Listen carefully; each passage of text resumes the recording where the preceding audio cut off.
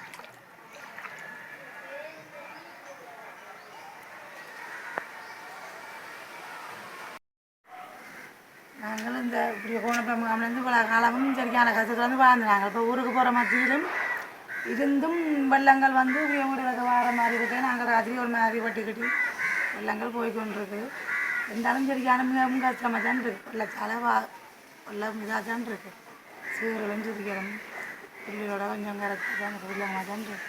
எத்தனை பிள்ளைகள் உங்களுக்கு? 5 பேர் 5 பிள்ளைகள் அது மகளோட குழந்தை முறை இல்லாமல் 6 பேர். அப்போ உங்களோட பகுதி எந்த பகுதி? அங்கே தையிட்டி வடக்கு கிழக்கு. அப்போ நீங்கள் அந்த உங்களோட வீட்டை போய் பார்த்துனீங்களா? எங்கள் வீடு இல்லை நாங்கள் மாமா எங்கள் வீட்டில் இருந்தாலும் அவங்க வீடும் இல்லை எனக்கு வரப்பக்கம் தாங்க அவங்க வீடும் தர மாட்டாங்க.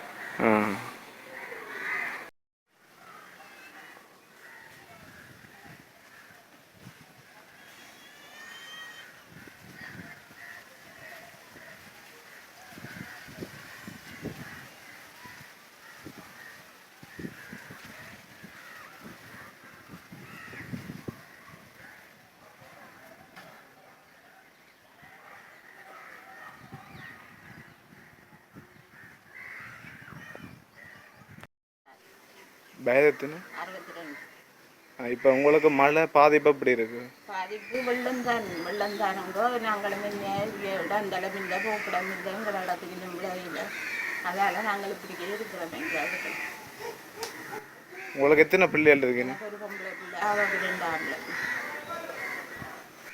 இப்போ கூலி வேலை செய்கிறோம். கூலி வேலை. இப்போ மழைக்கெல்லாம் 5-6 நாள் வேலை இல்லையே. இப்போ உங்களுக்கு குடும்ப வருமானம் போதுமானதாக இருக்கும்? கட்டாதையா கட்டாமல் தான் கஷ்டம் இல்லை வாழ்க்கை. அன்றாட வேண்டித்தானே நாங்கள் தீவிப்போம் வேண்டி வச்சு தீவிக்கிறது அன்றாட வேண்டித்தான் தீவி. இப்போ மழை நேற்று வெள்ளம் என்ன இந்த வெள்ளம் வீட்டுல வந்துட்டு நாங்கள் ஒரு அளவுக்கு சாமான் எல்லாம் கட்டி வெளியில் போவோம் மண்டு ஆட்டையும் வீடுகளுக்கு போவோம்.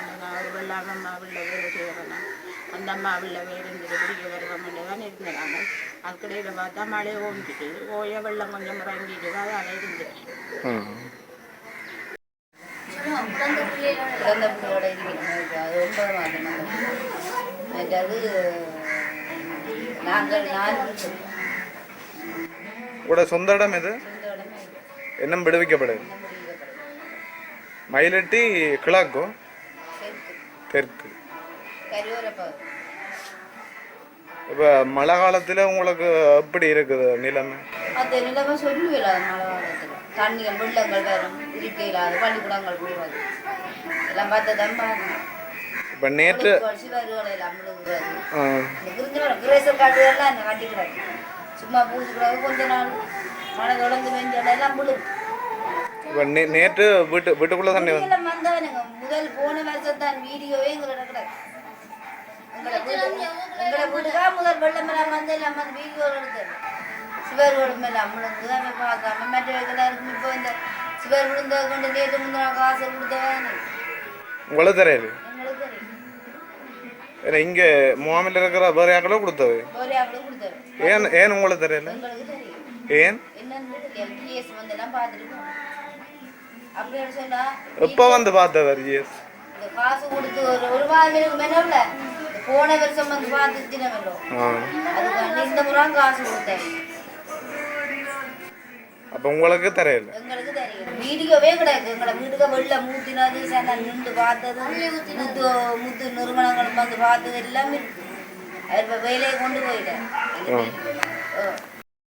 வீடு வாசல்ல முற்றைகள் வீடுகள் மழை வெயில்களால் வீடுகளுக்கு படுக்க இயலாது ஊறி நிலங்கள் தகரங்கள் விழுந்து தூக்குற கட்டங்கள் எல்லாம் இந்த பயத்தில் நிற்கிறையே கொள்ள இயலாது மற்றது சமையலுக்கு தான் கொஞ்சம் இடங்கள் வளங்கள் பல்லாம் கட்டி இருக்க வாங்கணும் எல்லாமே இருக்கு.